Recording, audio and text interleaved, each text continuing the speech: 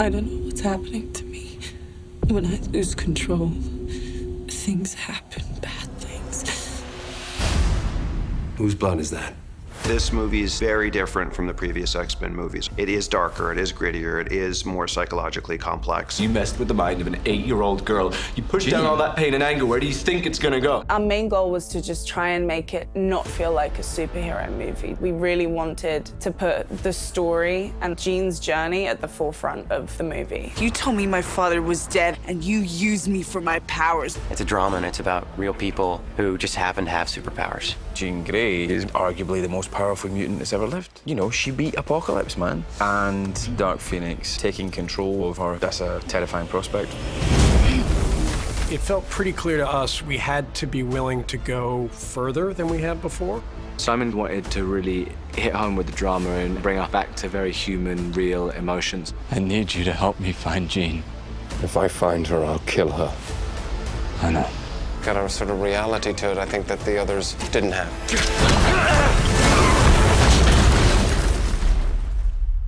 The love and affection we have for our director, Simon Kinberg.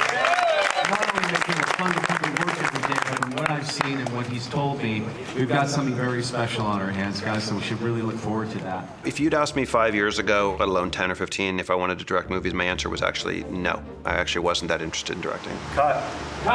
Let's do one more like that. Yeah, that was you know so good, dude. That was so good. Somewhere along the way of the last 5 years or so, I was seeing things I wrote, feeling as if I wish I had more authorship over them. We want to say save the old friendship this time? Hello, friend. Save the old friendship this time. I've worked with a lot of first-time directors, and it always starts with their connection to the story. And it was very clear this is something Simon has been contemplating just as a screenplay for a long time. Shift to your left a little bit, Beast. Yep, there you go, perfect. At the end of making Apocalypse, I had this conversation with a couple of the actors, but specifically with Jennifer Lawrence that I have to credit, where Jennifer said, you really should be directing. And I said, no, I don't know, I'm still not sure. And she's like, you know, you really just should do it. Like, just do it. I've wanted Simon to direct for years, if I'm honest. He was really hands-on, you know, as a producer and as a writer. He knows these movies inside and out. And I said to her what I also said to some other people. I said, look, I'm gonna go write this Dark Phoenix script. I know that. And if I love it and I can't bear to hand it over to somebody else, then I'll lobby to direct it. How you feeling now? Feeling good? It started to become more clear to him that this might be the one. And I think his ambition to do it was there really from the beginning. But I don't think he really fully committed himself until he had the script really firmly in hand. It's great for him to be getting into this with a piece of material that he wrote because he completely understands the scenes, understands their intent, is able to really describe them articulately to the cast. We're gonna say second solar flare is coming at the X-Jet. Brace for impact. Then everybody braces, and then right before it hits the X-Jet, it's going to divert toward where Jean, the first solar flare hit, Jean, and it's gonna get even brighter, and then it explodes. And that's Jean exploding the solar flares outward from her, away from the X-Jet, away from everything. And what you're going to be watching is Jean's dead body. Not only is he like one of the best writers in the business, but I really truly think he's one of the best directors too. It's incredible. I was very excited when I heard that he was going to come on and direct this one. I feel like he's definitely earned it, and seeing him on set, he's just sort of taken to like a duck to water. It's been amazing. You've come here to kill me? Yes. Bannister. Right? Yeah. And then she makes a drop.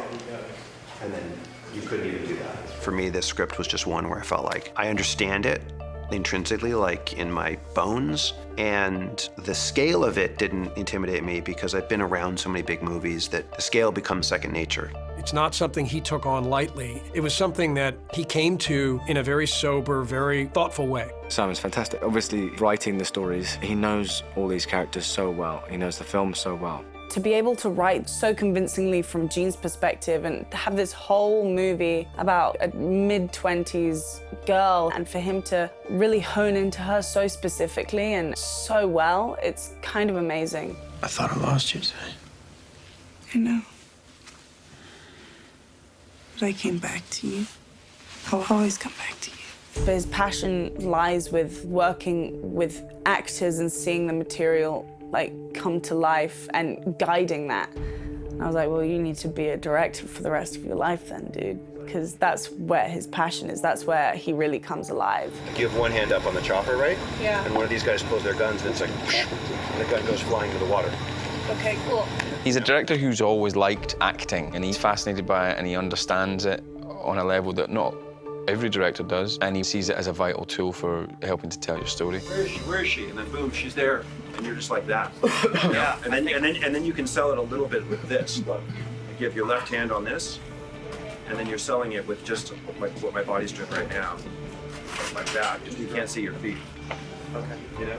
And with Simon, he's like, this is a collaboration. We're all artists, we all have a viewpoint, and maybe you have something to give to this character that I hadn't really thought of, which is nice. Simon loves the characters and he loves the movies so much, and it's great to work with the writer, somebody who has the whole movie in his head and knows how he wants it to go and is also willing to experiment with different versions of what he has in his head. They begin their fight over the two of them. She started to slit his throat, and she actually did slit a little bit, and then I found little blue.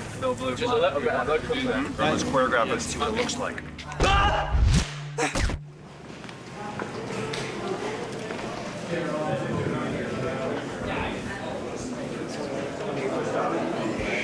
Hi, Chris. I'm Josh. Hey. Nice to meet you. Hello, sir. First of all, who are you and what are we doing here? I have no bloody idea.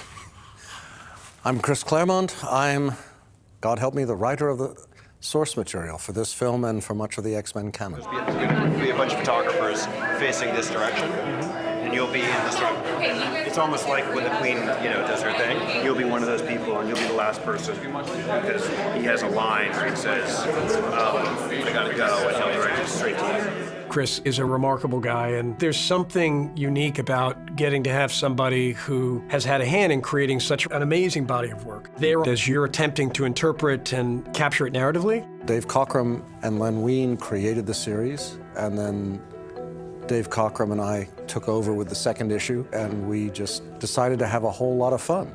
And one of the elements that we created along the way was the transformation of Jean Grey from Marvel Girl into Phoenix. The Dark Phoenix story for me as a kid, when I first read it, was probably my most seminal experience of reading a comic book, just because of the shock of, oh my God, Jean Grey, that I thought was an ally and someone I loved this entire time, could go dark. It was just really shocking to me. Jean!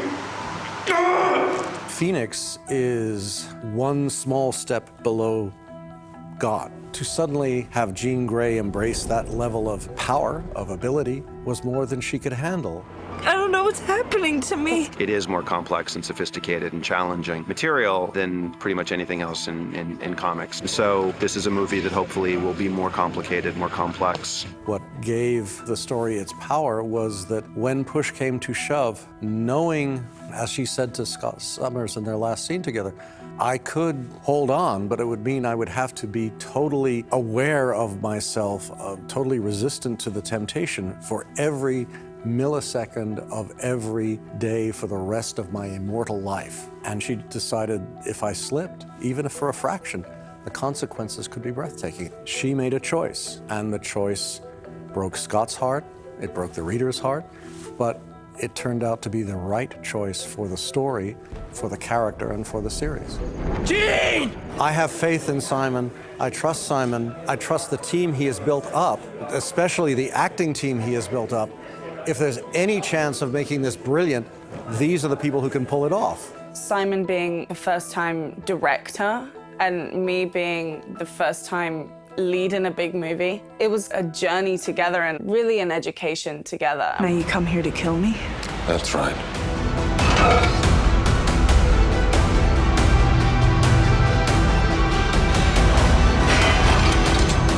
And you couldn't even do that. Let me show you how. Cut. Great fucking thing. Did you hear what the kids are calling it? Do I want to know? Yeah. Phoenix. The Dark Phoenix story, which is the most lauded and beloved storyline in the history of X-Men comics, is about Dark Phoenix, it's about Jean. It's a female-led story, there's a female protagonist, and it's really about the strength of this female character. I think we came to it because we believed this was a great story, not because we were trying to tap into some cultural shift. When we step back to ask ourselves what's the most ambitious, the richest, the greatest opportunity as storytellers, it happened to be that it features a woman. I met with Sophie while I was still writing the screenplay, 9 months before we started photography on the film, and we just had lunch in LA, and I said, look, this is the movie that I'm writing. It's called The Dark Phoenix Saga. It's about you, and you're the center of the movie.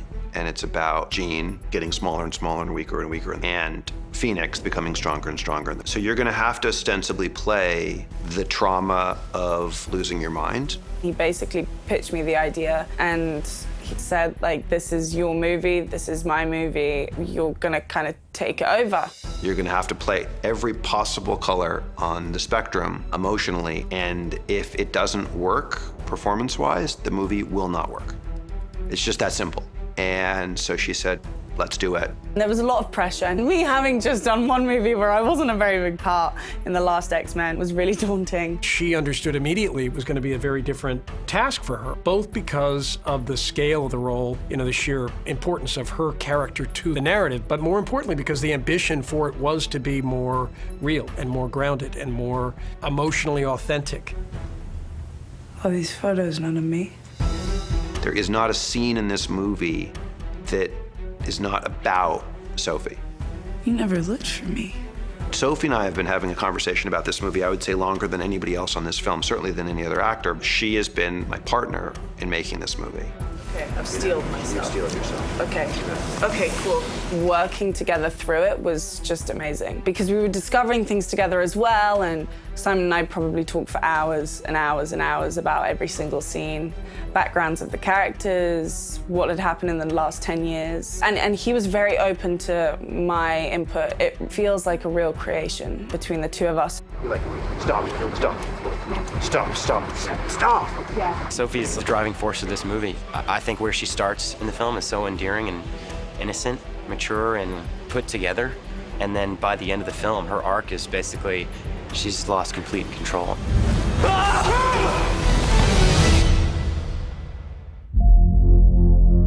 Rarely have I ever seen somebody come to a movie more prepared than Sophie was.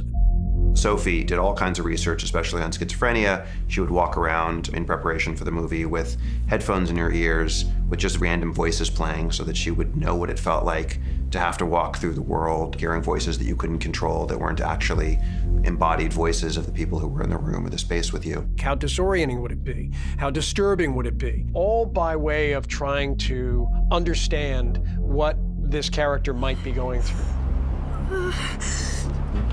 I don't trust myself.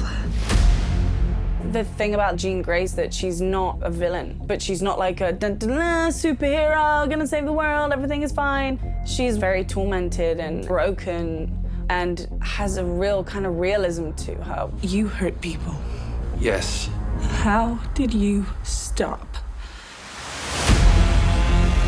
I made a conscious decision before I started to lose all my inhibitions and like go for it and not be self-conscious or vain, because often that happens a lot with actors and certainly happened with me, and I just wanted to have this be my give it all. I've only come to bring you home, Jean. I don't have a home. You made sure of that. I think it's the best work I've seen her do. She's really stepped up and she's claiming it and owning it. The film's about her, you know, so we need her. Frankly, this movie doesn't work if Sophie doesn't bring it. We can all do our best or really suck, but it won't really matter unless Sophie brings it in, and she's been killing it. It's been really, really, really intense, which I really wasn't expecting. Every single scene is an opportunity for me to stretch myself in ways that I haven't. Sophie's just a phenomenal actress, and everything I've seen, it's a complete transformation, so it's been wonderful watching her.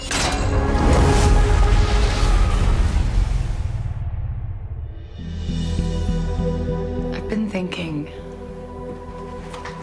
maybe it's time for us to move on. This was primarily the story of Jean, and then secondarily the story of the people around her and how her de-evolution and struggle would impact all of their lives. Are you okay with this? I forget sometimes you can read minds.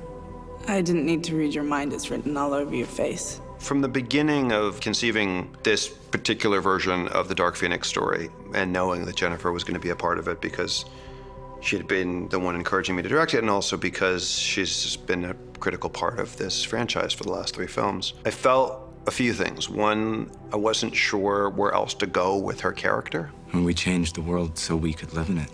Yeah, but maybe that's what we should go do. 2, I felt like killing this particular character in the middle of the film would let you know just how dangerous and unhinged Jean was. And 3, I think for Jennifer, she felt like she had explored everything she could with this character, but also felt she owed it to the fans to have a final goodbye in this role. If anything goes wrong, I'll turn us around in a heartbeat. I know you will. We've gone a lot of different places with Raven. She chose Magneto in the first movie and totally ditched Charles, and then by the second movie, she kind of became this like mutant hero. I think that in this movie, all of that is kind of coming to a head now, especially with Jean. I told you to stay away. That's never gonna happen. It was important to me that we do something with Jennifer in this film that felt fresh and different than what we've done in the past. And I felt like one of the things I really wanted for Jean Phoenix in this movie was to do something in the middle of the film that would shock the audience and tell the audience that, as opposed to normal superhero movies, franchise movies, where the same characters come back 6, 7, 8 movies in a row, that nobody was safe and that we could kill arguably the biggest movie star in the world. And that would be in some ways the sort of emotional bomb that would be dropped in the middle of the film, and it would start to really break the X-Men apart. I like when movies feel dangerous. You don't feel like you know the outcome. It felt like if we were gonna do something more real and more emotional and more grounded, that we had to be willing to have consequences. It's kind of crazy because Raven is one of the most beloved characters in the franchise. And for Jean, it's really emotional because Raven has been her mentor, her big sister. Raven knows what it's like to be tempted to the darkness.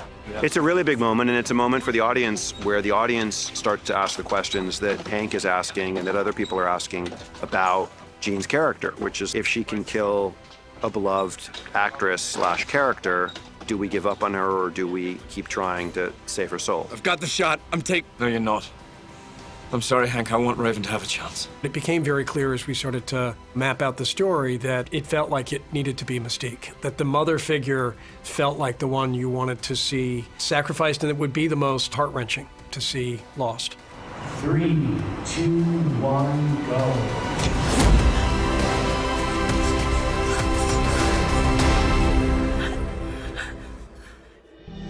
Ladies and gentlemen, that is a wrap on our day and a movie wrap for Jennifer Lawrence. And a franchise wrap on Mystique. She may come back as Raven, but not ever as Blue Mystique. It was bittersweet to wrap Jennifer as Mystique or Raven, because I think she's done the job of playing both so well. She's played Raven extremely well, and she's played Mystique extremely well. When an actor gets to a place where they feel like I've done everything I could with this character, as an artist and as a writer and as somebody who's her friend, I felt like I understand that. I think I'll probably figure out what Raven means to me in a few years when I'm like looking back. We all had a dinner together on Jennifer's last night, and you know, we've all become very close, and there's always been a great sort of family vibe on X-Men. It was quite a poignant moment when we all had dinner together and said farewell. The beautiful part about working with Simon is that he understands that all of the women are higher level mutants than all the men. So when it comes to us always saving the guys, it's really true. The women are just more powerful. It's not a girl power kind of thing. It's the reality of the situation. We need you. I need you.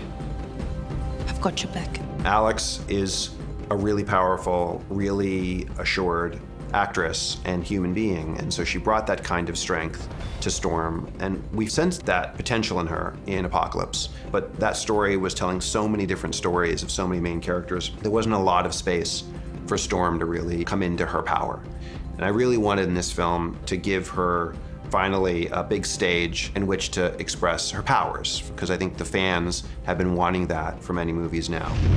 She's a superb actress and an incredible character in the X-Men world. And in this final fight, getting to see her really rise to the occasion in ways that I haven't seen her before was really great. For Storm, it's her trying to save her sister. That's her best friend. Trying to be there for your friend who also is hurting people. It's a weird place to be at, but at the same time, there's a division because she wants to protect people. And Storm really is a very loyal caretaker type of person. She seem okay to you? For someone who's just been hit with solar flares, I'd say she's doing pretty good. Thanks. The way that I came at this was dealing with someone who has addiction and knowing that, like addiction, it's a disease and they can't control it. And kind of coming to terms with being there for them, but knowing that they're so destructive and self-destructive as well. Sometimes you want to believe people are something that they are not. And then by the time you realize who they are, it's too late. Hello, Jean. Who are you? The better question is, who are you? Jessica plays a character who has been tracking and following this force through the galaxy. Vuk comes into the story first, almost in a mysterious way. When we first started talking about Jessica for the movie, honestly, I thought it was a pipe dream. So the idea that we actually got her into the movie and got to work with her was really fantastic. And they're not afraid of me. The only person here afraid of your power is you. What was really important to me, and it's usually for every movie that I make, it's the team that I'm going to be working with. And to be on a set with all these incredible people, to be a part of this spectacle, and to watch Simon in his directorial debut, it's a great joy. They can't begin to comprehend what you are, even your X-Men. Because it is such a character-driven franchise, we need the actors to be able to play real drama. And this movie, to me, more than any other one, necessitated that level of acting. And the only really new major addition to the cast was this alien character, Vuk. And I immediately thought of Jessica. She's an amazing actress. She's got a great sense of humor, a great work ethic. She's studious. Like, she wants to study. Do you know what I mean? She's like almost like an academic as an actor. And she's approaching this role, this bad guy role, which would be very easy to come in and be like, wah, ah, ah, ah, which is how I would do it. And she's approaching it with the same level of academia and studiousness and in-depth thought that she always has, really. Look into my eyes. Let me show you who you really are. There's something about Jess that is extraordinarily powerful. She's so meticulous. There's so much thought that goes into every moment that she's in the movie, and then once she's actually acting it, it looks and feels effortless because she's put in the preparation. When Simon and I first talked about this character, I had this idea of seeing the character more as someone that was emotionally removed from the outcome of what happened. She's 1,000 times smarter than anyone on this planet, and I had this idea of playing her like the vet that tells you that they're gonna put your dog to sleep. They're coming from an educated point of view, and if you fight that, then she can see that as a way of being selfish. This truly is an unfortunate development. Why is that? Because it's so much easier to understand your language when you're not screaming. I was so, I can't even tell you how nervous I was to meet Jessica and work with her. I think she's incredible. To work with her has been amazing. She's really giving. She's taken me under her wing a bit, which I really appreciate, and she's really inspiring to me. I told you they could never understand you. And what they don't understand, they fear. And what they fear, they seek to destroy.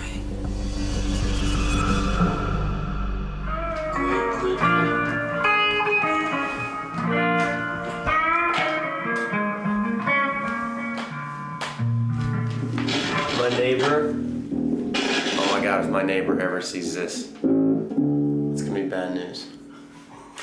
I don't think he knows I have this up. And it's like 8 a.m. right now. If you can hear this, is not good. It's a joy when you can just go to work with people you enjoy to work with and are really good people. For people that know the Dark Phoenix story, they know that the relationship between Scott and Jean is very central to that story. And so there's an emotional complexity that's necessary for that character. It's a kind of complexity that I don't know that we've really explored for Scott in these films before. I can't stop it. Okay, I could hurt you again. I'll take that chance. What we wanted to try to accomplish was just infinite love for someone and the repercussions of that when someone doesn't love you back or someone changes and someone becomes someone who they're not. Just come back to me. Remember, you said you'd always come back to me. He approached it the way I was asking all of the actors to approach it. He approached it from the most emotionally true and dramatic standpoint, and he's just really powerful in the film. Jean lost control. She's still our friend. Ty is one of the best actors I really have ever worked with. He's so giving, and he grew up kind of doing independent movies, and so he has this way about him that is very real and very intimate, and he makes me feel very comfortable doing all of those very intense scenes. Let's go.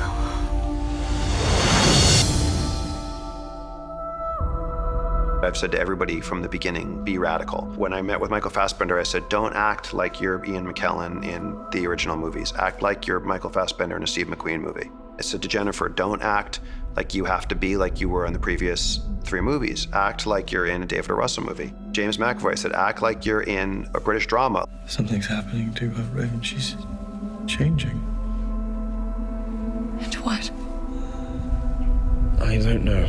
We expose some of his flaws in this film. Charles's MO is not to give up on people, and that's part of his own ego as well. One of the main flaws we highlight in this film is his own ego. Charles and his X-Men are where we turn when facing our worst fears. A guy who is enjoying the acclaim, the magazine covers, essentially the celebrity of being Professor Xavier, leader and hero of the X-Men. And James really performed it that way as well, with this hubris. Some of you choose to call us superheroes, but it is a damn sight better than what you used to call us.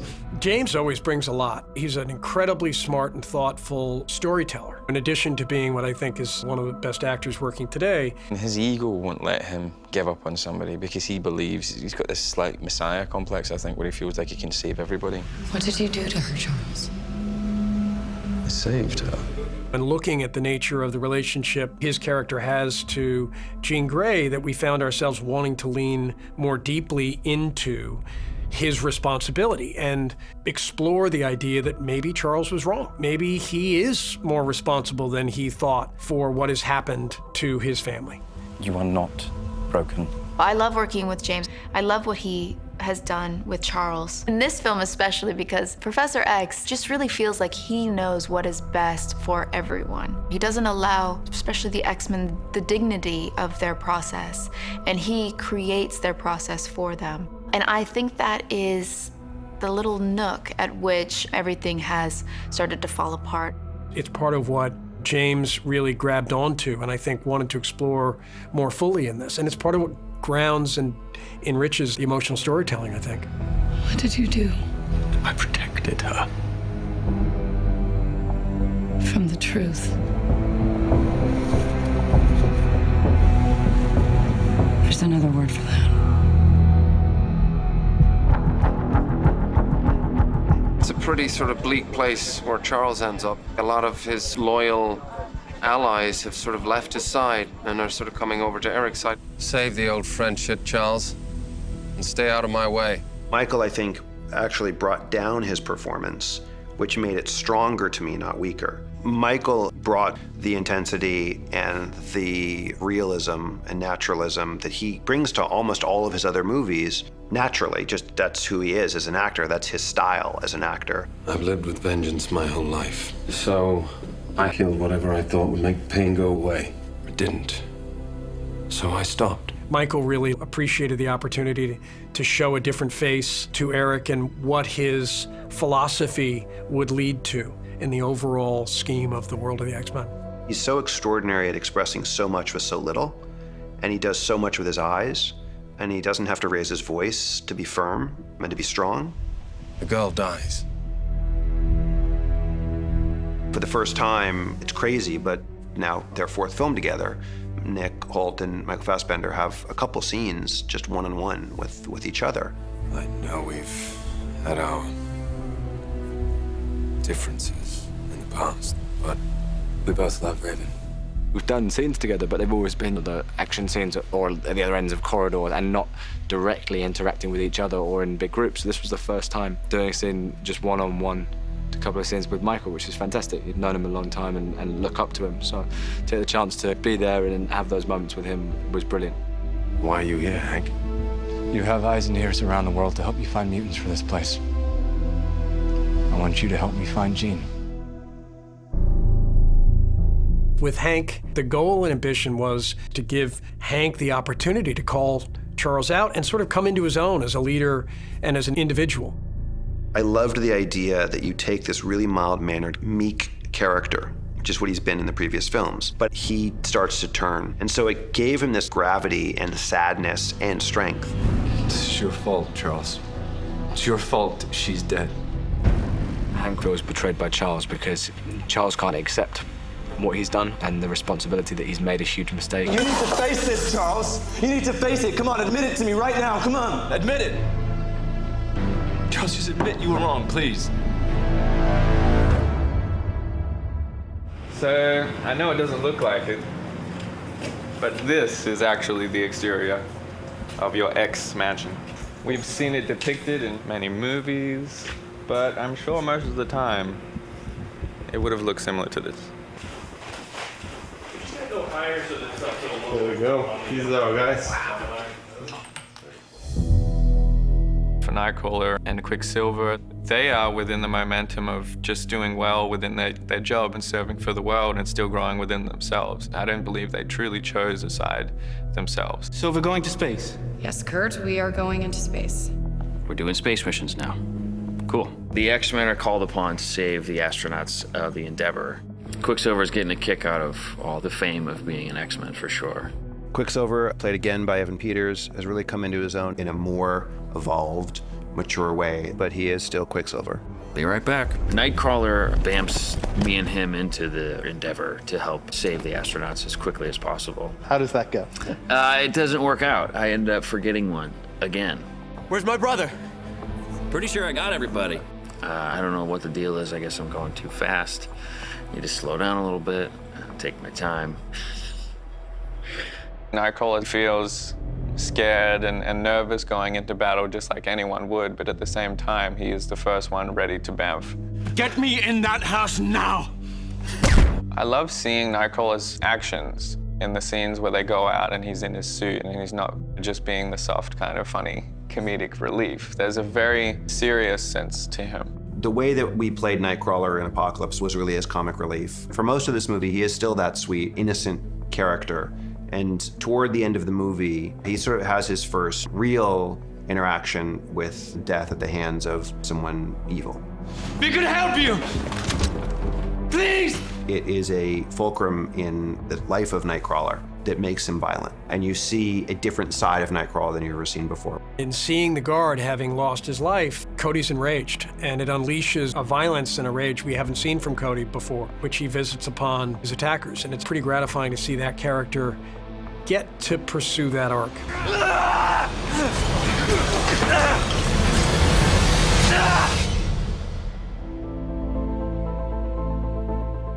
One of the fun things about making these X-Men movies is there's tons and tons and tons of characters that we've never explored in the X-Men movies that are really popular characters in the X-Men comics. And so in each of these movies, we've tried to feather some of those characters. And one of those characters was Dazzler. Because she's a huge fan favorite, it was someone that I spent a lot of time trying to figure out how to cast. So here, I'm performing a song up on that mound. You can kind of see where those blue lights are. And I'm able to take the vibrations from the music and turn it into this beautiful light show. So it's pretty cool. Dazzler, as her name indicates as well, is a brighter presence in the film. It brings the sort of vitality and fun and youthfulness. It's just really the energy that Dazzler has.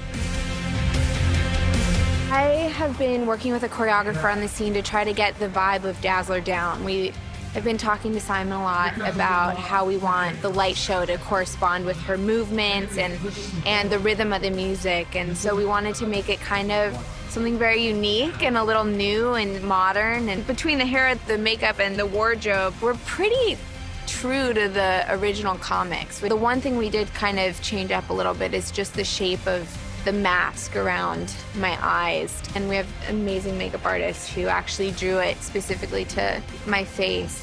I do think she'll have real impact for the fans, and I think even for people who haven't read an X-Men comic or heard of the character, they'll think, oh, that's an interesting looking character. All right, that's it. We did it. I always loved the character of Celine, and I'd seen this actress, Coda, who I just thought was really special.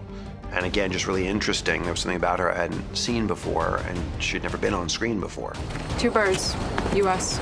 Tell everyone to stay calm but ready. I come from science.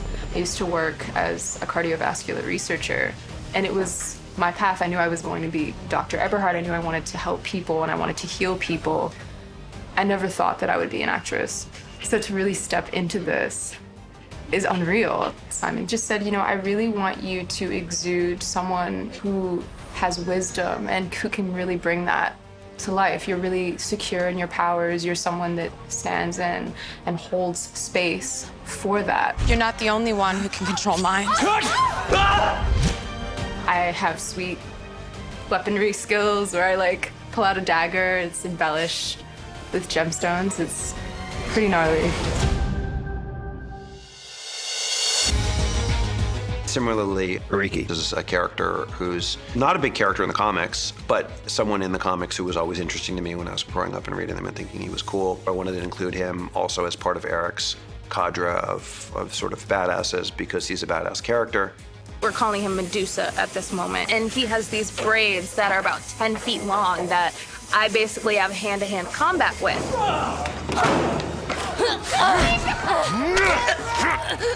These bad boys here, they grow to about 10 feet. Red Lotus just uses hair to wrap around her wrist and just capture her and just throw her all around the place. So hopefully it'll look amazing, you know? Just goes in like that and then down. And then down into like all these like... Yeah, right.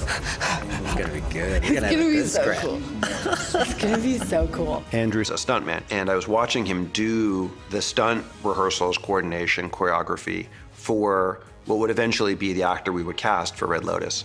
But there was something so interesting about his face, and he has a presence and a sort of life to him when he just in real life that I thought might be kind of interesting to just let him play the part. Also because primarily what he's doing in the movie is fighting. I figured, well, he'll do a better job of fighting than some actor we bring in to do 2 lines. Turned out to be actually a really good actor on top of being obviously an incredible fighter. It's funny, you know, this is the first time I've directed a movie, and I don't know that I'll ever get a cast that's gonna be this good again as a director on a movie. We have been incredibly lucky to get these incredible actors.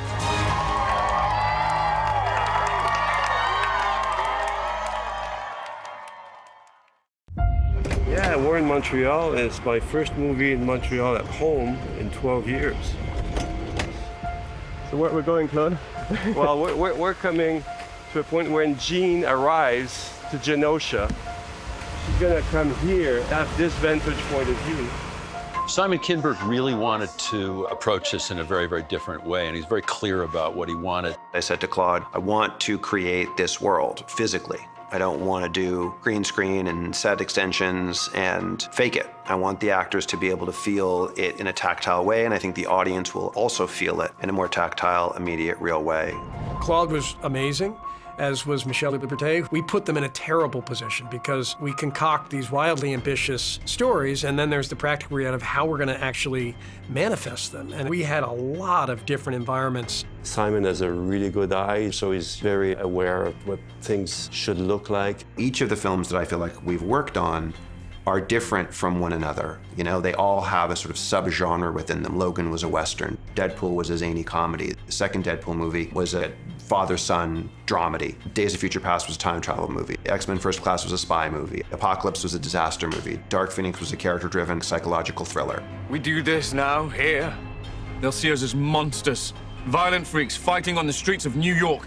The girl dies. We wanted to have a palette that was not so colorful or fireworkish as the previous one were. So I started picking some colors, and I had some big cards painted of each color in my office. And I brought Danielle Orlandi, the costume designer. There are no superhero costumes per se. People are wearing normal clothes that they would have bought. And even if we made them and designed them, they should just look like they bought them. We wanted it all to be more organic and feel more real. Why are you here? We are in Genosha, which is a country unto its own, basically, that's been given to mutants who don't have anywhere else to go. It's a sort of refuge for lost mutants. This land was provided by your government for the shelter of mutants who couldn't find it anywhere else. We have the same rights as you and your families. It was exciting to get to create Genosha. It's one of the great settings of the X-Men comics, and that deserved cinematic treatment. Simon and I really decided that we would do something that's different from the rest of the palette of the movie, making it a happier place to live, so we went with bright pastel colors. In the comic, it's a very sort of science fiction, futuristic place. And I didn't want it to feel that way because we're making a more grounded, real movie. And I also didn't want it to feel like a refugee camp. So we had to find this place in the middle that made sense, that Eric would have picked up metal containers because it's an island from wherever. We have these painted cargo boxes stacked onto each other that all of these mutants inhabit and have this family and this camaraderie and inclusiveness, where we have a safe haven and a place where we can call home.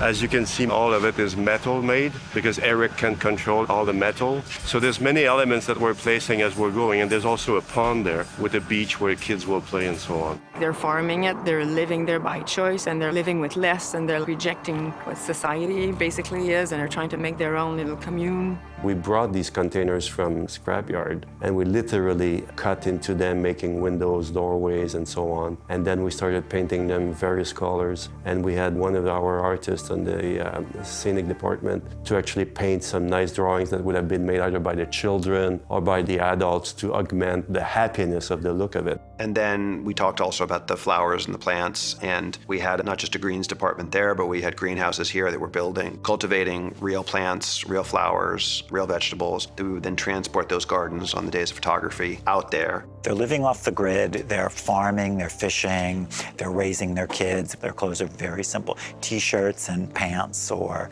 a skirt and aprons because they're working. For Eric, our inspiration was Marlon Brando in Apocalypse Now in a simple t-shirt and a pair of pants. So he's very dark, but really simple.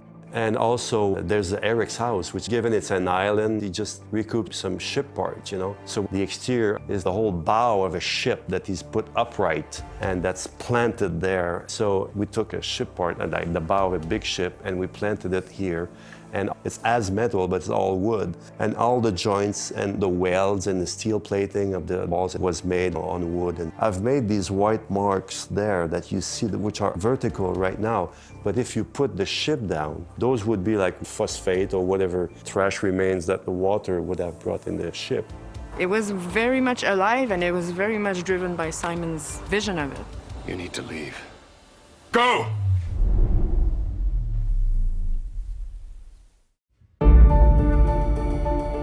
We are in Jean's neighborhood.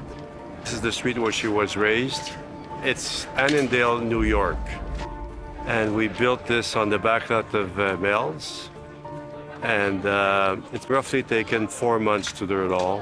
One of my favorite sets in this movie is Jean's neighborhood. Nobody will believe that it was not a real neighborhood because of the level of detail. Right now, we are in Jean's neighborhood, and basically this is the scene where all of the X-Men kind of come to find Jean after she's run away from the mansion. You shouldn't have come here. Why is that? We've only come to bring you home. We started with a field of gravel. We created a neighborhood that is very low middle class. And I wanted to have a bridge in there to show people drive by, they don't stop there. Like it's a message that, oh, you don't want to go there. Each of the different houses had a different identity for the different people that lived in it. So you had the guy who was the fisherman, you had the guy who was the truck driver, you had really, really detailed ideas about who these characters were and what their front lawns would look like and what kind of toys or trash or whatever would be in the front and the back and the side of their houses. All the houses were pre-built in the shop and we assembled them on site. We poured the asphalt road and everything. Also, the Greens department did an amazing job in that street, building all the front lawns and aging it. Gene's neighborhood, it's remarkable that we could build the entire neighborhood and have that as a space to use and to destroy as potentially needed. In this kind of movie, the aftermath is as extensive as building the set itself. So you have to really understand that when you build something, you have to build the aftermath at the same time so that everything will match. And this is what we've done today. We've done the explosion, and now we've completed the aftermath, which will be shot tomorrow. There's lots of planning, and sometimes you have to make the aftermath and then reconstruct to shoot like it was originally built for. Can I talk about spots? Oh yeah, you can talk about everything. Can I talk about the space? Okay. Yeah, you can talk about everything. The X-Men go to space, and it's the most exciting thing.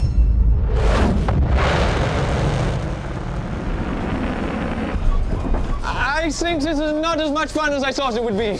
Hank has built a new jet pretty much in most of the movies. At some point, the jet and Cerebro get destroyed. So I guess in between movies, he's just building them up again. It's a lot of tiling, it's a lot of work to build, supersonic jets that then can go to space when Charles needs. I know what you're thinking. That's my trick. The answer is no, the jet can't get that high. Even with the new booster rockets and all your modifications. We had like 3 months to build it and draw it. So it was a little bit of a fast track project, but it's really stimulating. We were allowed to go a little bit more into the realm of modernity and design that has progressed over the time. The jet was a fun creation to do. Claude came up with a couple of references of textures he liked and images he liked of existing jets and just plain metallic finishes. All the chairs in the X-Jet are moving, so when we actually go into the X-Jet, they're all facing each other, but then the X-Jet actually gets in movement. All the chairs move to face the windshield, and there's even one chair that slides sideways and goes down into the gunnery bay.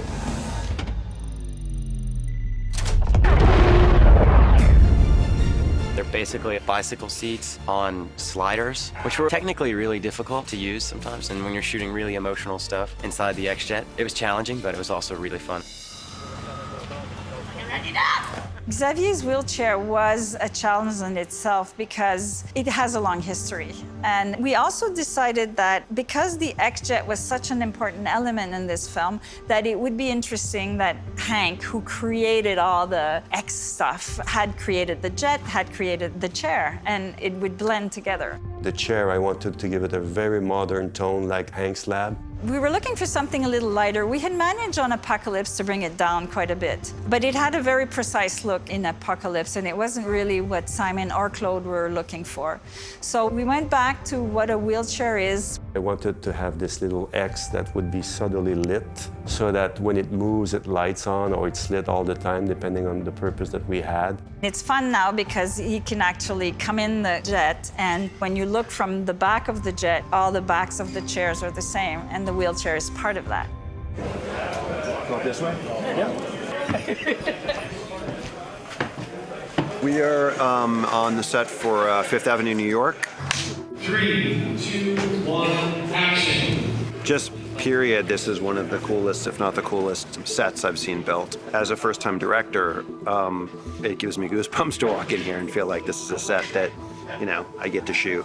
Fifth Avenue set was a giant undertaking. Obviously, we could never shut down Fifth Avenue for 10 nights or however long it would have taken us. But we could have done green screen and used plates of Fifth Avenue, and instead, Claude actually created a couple city blocks of Fifth Avenue in New York City. So this is Fifth Avenue in New York. Amazing, right? And we're in Montreal. It's, unbelievable. The detail is so incredible, down to the cracks in the pavement, down to all of the littlest, smallest things. It was really driven by the action and what it needed to be, like from A to B, and like a little leapfrog kind of thing, like going across the cars and to the target of the embassy.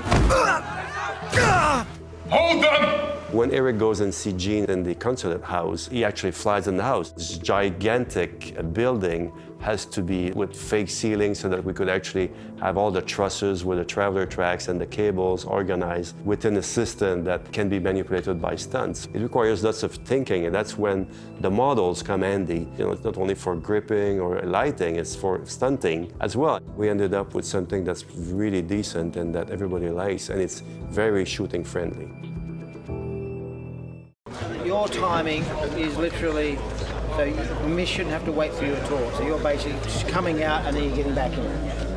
When you're making these movies, you have the primary unit, the principal photography that's directing the actors in all of the dramatic scenes and the majority of the action scenes too. And you have a second unit that in this case was Guy Norris with a little help from Brian Smurs when we did the pickups on this movie. You would come a little bit further here, you'd scan that and then find that, so you guys are there. You have that second unit and they're shooting a lot of the details and sort of the biggest aspects of the action sequences.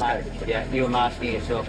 Yes, great. You get a hand up there to help you do that kind of reaction. There's too much. For us, our real pitch line ourselves during this is it's back to grounded reality as much as possible, in-camera stunts and action, which is what I love doing. There's so many set pieces, big set pieces, and so much destruction. And every kind of big set piece we build, we end up destroying. We would just see him, which is nicer. So that to me feels right. Like that. You just want to put it in against the firewall. When we start the movie, we're in the first big action sequence that Charles, when she was a little girl, told Jean that both her parents were killed in the car crash that starts our film, essentially. Jean, was that... did you? I didn't do anything. You wanted it to look like she killed her mother. You wanted it to look like her father could have survived or not, and that she went through something where she should have been extremely injured, but walked away from it. So when you put those three things together and the way you have to shoot that to show the story of it, we had to bring those two vehicles together, and the car runs down a track and we brought it down, so we pulled the two vehicles together with another vehicle, so we rigged it on a 2-to-1, and then the two cables are connected, so you can bring them right to their end mark, and then you can tell exactly where the accident's gonna happen, and then back them up, and when the truck pulls those two vehicles, they run right into the exact mark. When we had inside the pickup truck was a pipe ramp inside there, and then we had some structure built into the car so that when the two structures of the vehicles came together, it would launch the car up in the air and roll as if it was crashing.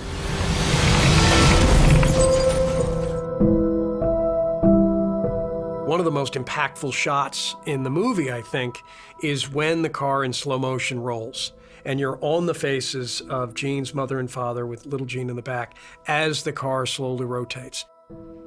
We rolled the car over and flipped it up, and when you see from the inside of the car, the hood and everything collapses, the steering wheel comes down, and there's a lot of internal damage to the vehicle. And then we're gonna put that on a rotisserie rig where we can spin it around so you can show that Jean is in the back and nothing's hitting her and she's in a little protective bubble. And then you can cut this all together and tell all the different stories with it. It's pretty interesting. We're trying to tell a more intimate story for the basis of those scenes. Here we go, and roll sound. So this is where we're spinning around Jean Grey's car. This is kind of the mid part of the accident, so now we can play all the interior stuff where the car's rolling and flipping. We can have all the debris and the actors floating and flying, and their arms are loose and everything's all tumbling around in the car. We're covered in rubber glass. We are doing the car crash sequence today, so we're strapped in and our laps are full of silicone glass that will go flying when we go upside down. So this will be 2 rotations. Here we go. And 3, 2, 1, action!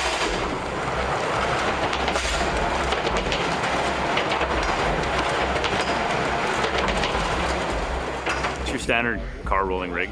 We got a couple of rolled rings that we have on bogies that are wheels that are set up to pivot so it stays all smooth. And we run this with a hydraulic system, so we're running basically 2 Omega drives to run this with a hydraulic system and an endless rope. So we just keep turning the winch and the rig keeps turning, and when we want to stop, it stops.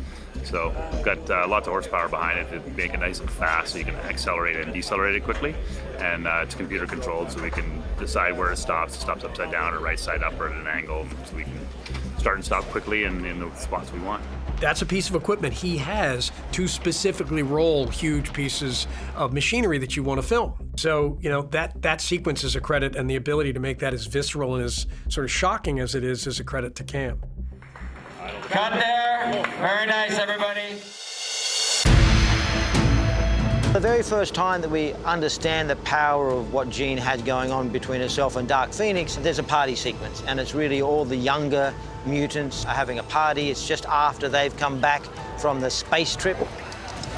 2 more. I was hit with a solar flare up in space, and I'm just partying, and I had this crazy energy about me, and I'm drinking, and I can't get enough of everything. Then all of a sudden, voices and the noise of the music and the lights and everything's just crazy, and I erupt. Stop! Why have we started using erupt? I don't think we've ever used erupt. Really? I think that was the I've been typing. saying explode. I think I don't know. I love erupt. I love erupt. I think erupt is. I erupt and I blow everyone back. It's largely a sort of concussive event this first time. There's not really a lot of fire involved in it. So we sort of get as much of that as we can in camera, and then we try to build on top of that, and sort of building a large sort of concussive, explosive event that knocks over trees and blows people aside and has a certain amount of a flash of light type component, but this is really the first time we've seen it, and we're not really taking it that far on this first time. Look how badass that is. We ended up having 27 people on ratchets, where they were all the party goers that were getting blasted back in the air from her effect. 2, 1, blast! Which leaves sort of her laying in a crater. Now we're gonna clear the lights. Here we go. And that causes then the flow for the rest of the movie and the breakup of the X-Men and the hunting of Jean, and then it carries on in a downward spiral from there. All wrapped for the night. Thank you very much. Enjoy your Saturday night, everybody.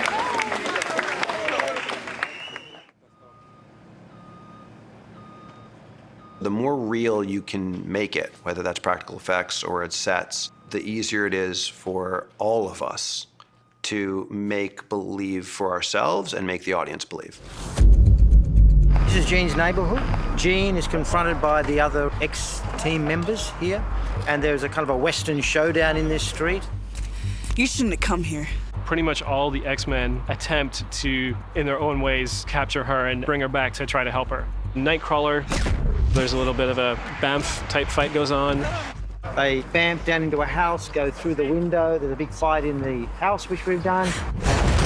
Jean, please!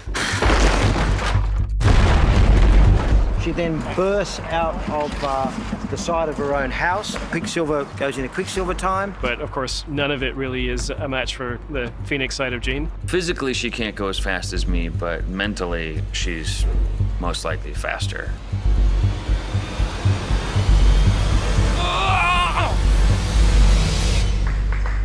Cut there. This is the part of the sequence where Jean is inside the house. She's freaking out. She's just knocked out Nightcrawler, and she's gonna blow out of the side of the house. That's what you'll see in the movie after Kurt and Phil have done their wonderful work. That orange wire is called beeline. It's detonating cord that's between 12 and 15 grains per inch. It's a high explosive, burns at around between 17,000 and 21,000 feet a second.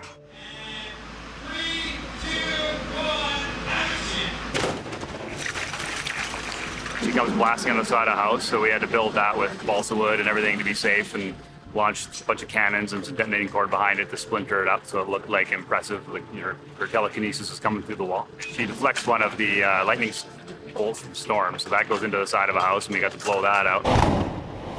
We didn't want to have two houses side by side, one with a big hole for the Jean, and have a lightning strike do exactly the same thing. So we wanted to make a different gag with that. So we made a balsa wood wall that exploded, but we held it back with steel, and then we pulled it in. So it looked like it's, in the end, there's a bunch of debris left behind. And then Quicksilver uses the debris as stepping stones to try and reach Jean.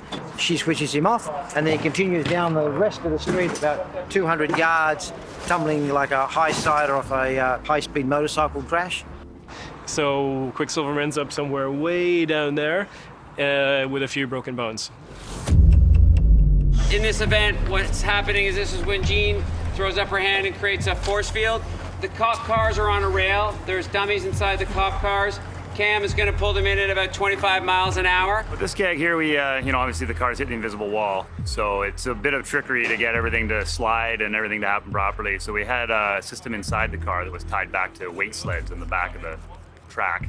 And when the cars get to the end, it pulls the cables back and pulls the front bumper into the rest of the car. So it looks like an invisible wall, but it actually is all happening from behind it. And then we had cannons in the car to flip it up, because of course no gags complete without flipping cars in the air. 3, 2, 1, act. Stay away from me! It's a whole bunch of tiny little pieces that all gotta go well, and you end up with a gag like that. There's a sequence in the movie where Jean goes to Genosha, which is this land for mutants, and the US military show up with some helicopters, and there's a fight, essentially, between Jean and Eric. Eric's powers of being able to magnetically control things versus Jean's telekinesis. For me, it was really cool to read the script and see what we were doing in this sequence and using a helicopter as a weapon. I'd never seen that before, and it's something pretty cool. It was something that, you know, everyone thinks helicopters are cool. When you have two superheroes fighting over one and chopping things up with them, it's a pretty interesting thing for sure. She's gonna tip that helicopter so that the rotor gets like almost to your throat. Cam created a rig. There was 2 cranes, and those cranes, he had a line in between them that could hold up to 8,000 pounds that he could control to go forward and back and tilt one way or another as Eric and Jean were fighting over it. Stop that. It's not me. It's me. Get down! That allowed us to, you know, really choreograph some really close camera moves, but still have it flying around in the air and as practical as possible. So then the only thing that visual effects had to do for us is put the blades in. It's a back and forth sort of tug of war for the helicopter, and the body of the chopper is swinging toward them and swinging back and going sideways, and the stunt performers that are trying to pile into it are all running and jumping and leaping into what is in fact a chopper that is bobbing and weaving off the ground. So this is our hydraulic V-rig. We have 2 big hydraulic winches that we run with a diesel-powered hydraulic pump. This is 680 horsepower. It'll run our helicopter at about 3 feet a second by itself. We want to run the helicopter through the field at about 12 feet a second. So we have hydraulic accumulators that we can store a bunch of hydraulic power in. So we use the pump to fill the accumulators, and then we have stored energy. This machine makes me very excited. This is one of my favorite things of the film. I just like big, powerful stuff, and that's what this is. And you know, if you're gonna pick up a helicopter with 12 people in it, then you need lots of power behind that. So it's a lot of fun for me to do this kind of rig, and this is what I really like to do in film. They're very complex, ambitious set pieces to the film, made maybe a little bit more challenging and more complex by the fact that the tone of the movie is trying to be so real. When I see it now, I'm afraid people won't know that we actually did these things. They'll assume it's a visual effect as opposed to a practical effect. One of the things that's so lovely about having made these X-Men movies now for going on, I don't know, 15 years for me, is that we have become, in real life, a little family ourselves. It's an amazing kind of ecosystem. Part of what I love about making movies is how incredibly fragile it is, far more fragile than anybody perceives, and how resilient it is, courtesy of the people who have dedicated their lives to these crafts. Behind the camera, the producers of these films, the people who are physically on set in pre-production, myself, Hutch Parker, Josh McLaughlin, Todd Hallowell, we've become a family unit. I've been able to be part of a really solid working relationship with Josh McLaughlin and Simon Kinberg and Hutch Parker, and it's great. We've divvied up the responsibilities, and everybody's just sort of permitted to do what they do well. We call ourselves the Deltas. I knew Simon Kinberg when he was a writer. Todd Hallowell and I got to know each other on the first X-Men that we did, which was Days of Future Past. And I knew Hutch Parker when he was running Fox.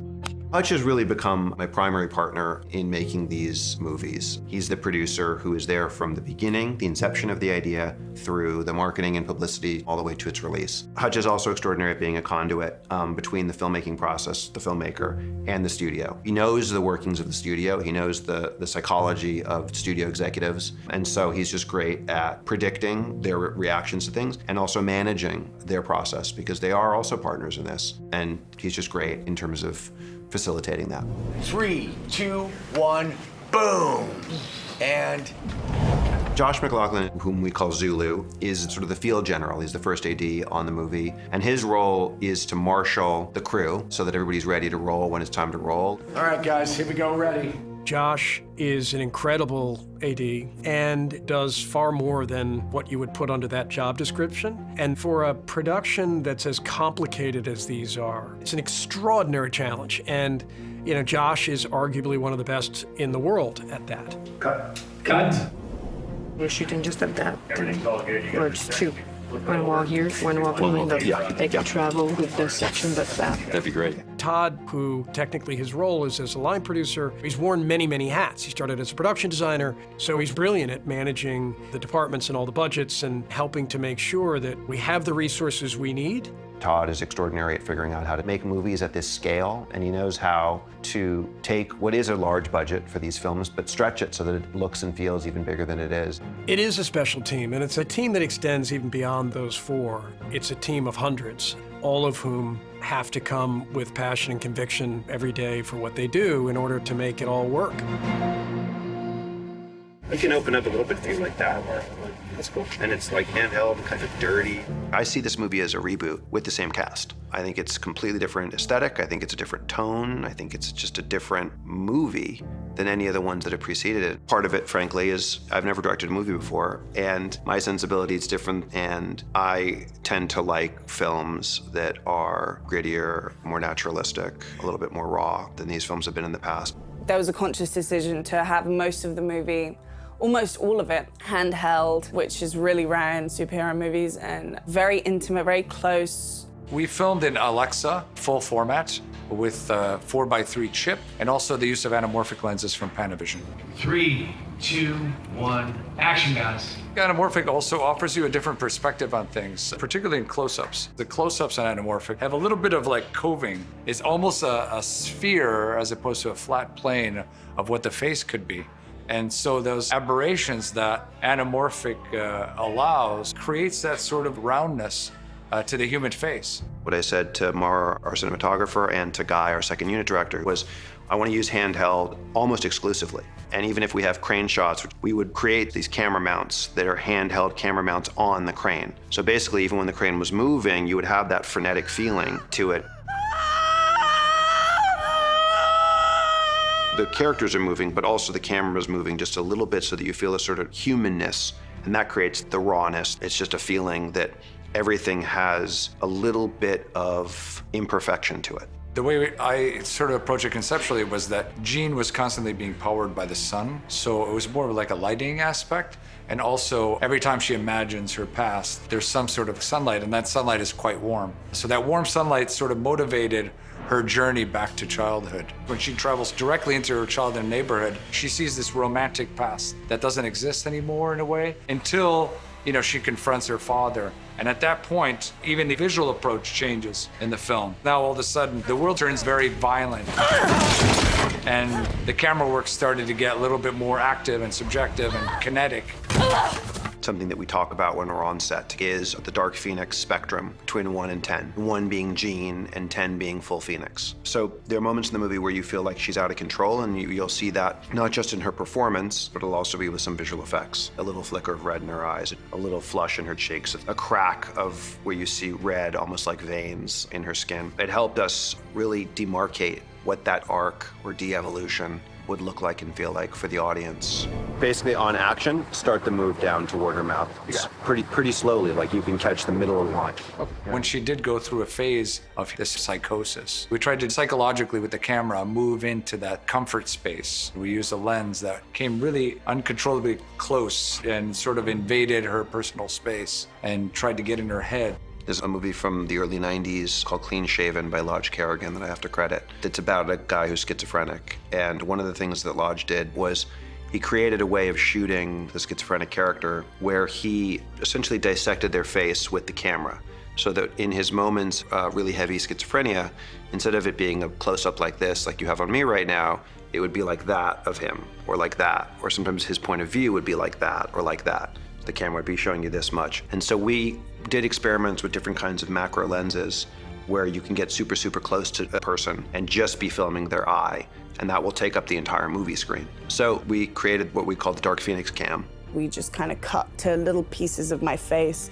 It's just a really nice, intimate way of playing it where it feels very invasive. It does evolve over the span of the film. It starts really small on her, and then it gets kind of bigger and bigger as you feel as though Phoenix is taking over Jean. This is fully Jean at the beginning of the movie, and this is Phoenix. And by the end of the movie, this is Phoenix, and there's no more of Jean.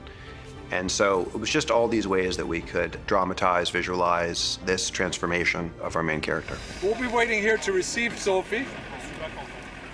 We'll stay behind her as these guys come through, and we'll stay here. In Genosha, I use a very saturated palette. I tried to bring those colors out as much as I could, and almost like a Kodachrome. You're almost traveling back in your childhood, but this childhood is so vibrant in color. He drives with him when he drives with the helmet. Do the same shot, but just straight on. Inside Eric's house, the patina was quite extensive. It was a beautiful sort of rust and all these different textures. And we felt like his home should still be a place that he can sort of get away from this sunlit environment. He chooses to be surrounded in this sort of steel ship. And so the elements of darkness were important there. And also for his character, that he doesn't let you in right away. There is an aspect of he needs to protect himself by that darkness. What are you? I loved the way that Morrow shot Jessica Chastain's character. I wanted her to sort of glow, so her whole aura, she kind of radiates light as she steps in the room. It's sort of ethereal light that she's surrounded with. Not only her light hair, but her skin sort of glows. We use a much more controlled camera, not active, handheld, because we sort of hoped that we'd get across to the point that she's an alien. So there's very linear camera moves, a camera on a crane, a camera on a dolly, to accentuate the fact that she had very direct control over people. And also the use of lower angles, how we're constantly twisting around her. Oftentimes we've used the back of her head as, you know, the symbol of her entering a scene and playing the scene on the back of her head more. Every aspect of the aliens I wanted to be as real as possible, and I created with a linguist a language for the aliens that is obviously a fictitious language. Simon wanted it to sound predatory, threatening, and very alien. He wanted a language that sounded as inhuman as possible. I met with Adele initially, and she said, what do you want the language to be? And I was like, I don't know, I'm not a linguist, I can't come up with words, but this is the way I want to feel about them when they speak. I want it to feel staccato, I want it to feel hard, I want it to feel reptilian. What are the sounds that haven't been utilized or are very rarely utilized in human languages? So I came back with something that was made up of parts that exist in human languages, but that are very uncommon. There's one, like an R type of sound that's in the back of the throat that's like rrr. We've got some hisses, and also sounds that had a lot of impact that we call ejectives in linguistics, that are sounds where the air is like forcefully shoved out of your mouth, that kind of sound a bit like clicks. Those things like those type of sounds that make the whole thing sound arrhythmic.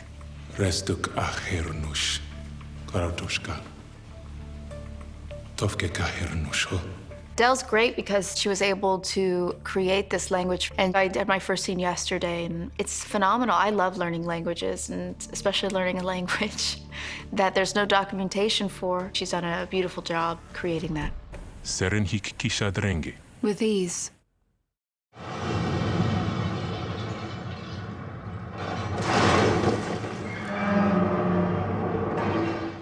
The editor of this film is Academy Award winner, Lee Smith, and it's hard to describe his contribution to this movie because it is in every aspect, in every scene and every cut of this film is Lee's as much as it is mine. I'd almost say Lee was the most important part of the larger team. I think as a first-time director, even with all the skills that Simon brings to the table, there's no substitute for having somebody behind you like Lee. When Simon first contacted me about this film, we were talking about making a film about a girl unraveling psychologically as the film went on, which is an interesting framework to put in the body of a superhero film, and was very appealing to me. As a technician, he's phenomenal. He's fast, his instincts are great, he's patient and thoughtful. It's quite a complicated film because it involves a girl unraveling plus basically an alien invasion on the top of it, and trying to weave that through the film is a challenging process because you never want to drop one storyline in favor of the other. Hello, Jean. He's someone that thinks in terms of theme. He feels so deeply what's happening inside of each scene or what should be happening inside of each scene. I wanted it to look real, wanted that grounded feeling that it wasn't all fluff and it was something that you could get your teeth into. Is it true? Jean killed her? He's not simply an editor who is cutting the footage that you shot for pace or for storytelling. He is someone who is a partner in crafting the story, the characters of the movie. The whole editorial process has to be about, no matter how hard it was to shoot, you have to be willing to kill it. And it is a sad time where you take out something that a lot of people put a lot of effort into. Hopefully you don't, but occasionally you do. He tells me when something doesn't feel true and honest, and he tells me when something can go deeper, and he leans in, and he also experiments. Hello. As an example, the first time in the movie that we meet young Charles Xavier and Charles meets young Jean, he comes into her in a waiting room of the hospital, and their first 4 or 5 lines are really emotional. Like, these are lines that I think almost all editors would play in a close-up, because you really want to see the character's faces. And I shot what's called a master shot, which was a high shot looking down at the room. And Lee, instead of using that just for the opening shot to pull Charles into the room and then you cut into the close-ups the way I'd imagined the scene would be cut, he stayed in that shot for the first 3 or 4 lines. Where are my parents? My name's Charles Xavier, and... They're dead. Where are they? And I watched it, and at first I was like, why did you do that? Get into the close-ups. And he was like, just watch it again. Watch it as an audience member, like being carried by the scene as opposed to anticipating the scene.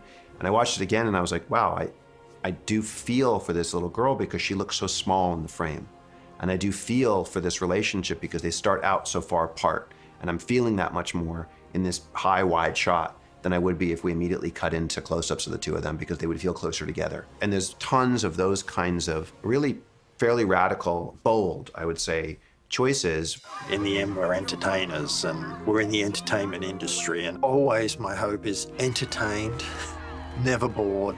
You want people to have had a good time. That is wrap for tonight, and it is with a heavy heart that I say that is a picture wrap for James Ulysses Magical.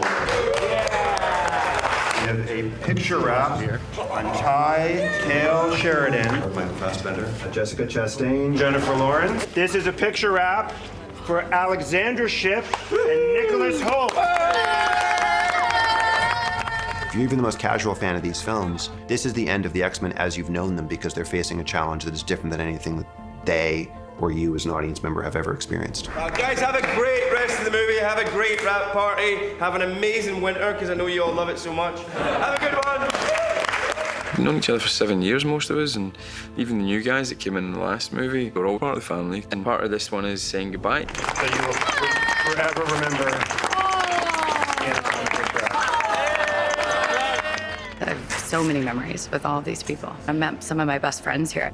This is our 4th movie with Michael, and we never take for granted when we are able to work with such great talent. And with the utmost respect and affection, Michael, I can't tell you, man. I'm so grateful that you're here, and thank you so much. Really, thank you. It's quite a poignant moment. We're filming the sort of original first-class cast, what's left of us, and now we've got a whole new cast coming through. It's nice to, in some ways, pass the baton on to them. Ever since day one, I mean, we all had this kind of novelty experience of, wow, I can't believe we're doing this, and being in the X-Mansion together and seeing each other in the makeup, comic book accurate costumes. It's quite surreal, actually. It's a momentous moment in terms of these movies and also like real life for us because, you know, we started making these movies, I think I was 20 or 21. This is Hank McCoy, one of our most talented young researchers. And now from the first class generation of X-Men, it's kind of only myself, Michael, and James still remaining cast-wise. It's very sad, but also it's a strange marker in real life and in the movies. That is a picture wrap for our star of our movie, Sophie Turner. Nobody has ever, in any movie I've ever seen, given more emotionally, physically, psychologically, every single day to the movie, so thank you. I'm really, really sad. And I think I'm the saddest to say goodbye to Simon because he's been my partner for like 9 months now, work-wise, and I feel like saying goodbye to him, I feel like I'm losing a bit of a limb. I don't know how I'm gonna go on to my next job and not have Simon with me. It's just gonna be really bizarre. I would love that people leave this movie seeing an expression of what they have felt before when they've lost control. The relatability of that, I hope audiences hold on to. And I would love people to leave this movie asking, what would I do if I were simply in this family? At what point would I stop trying to help or save them?